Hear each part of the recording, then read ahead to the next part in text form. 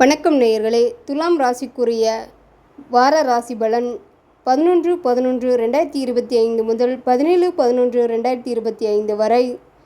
செவ்வாய் 4, 7, 8, 12 இருந்தால் செவ்வாய் தோஷம் என்பர்.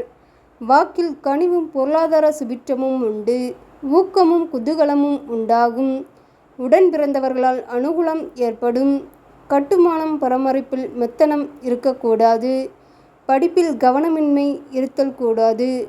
பகைவர் பகை போக்குவார்கள். கடன் குறையக்கூடும். குடும்பத்தில் மனநிறைவு உண்டாகும். நோய்களில் கவனமாக இருத்தல் நல்லது. இறை வழிபாடு இன்னல்களை போக்கும். எதிர்பாராத உதவியால் நன்மை உண்டாகும். பணியில் பெருமை உண்டாகும். தொழிலில் சாதனை புரிவீர்கள்.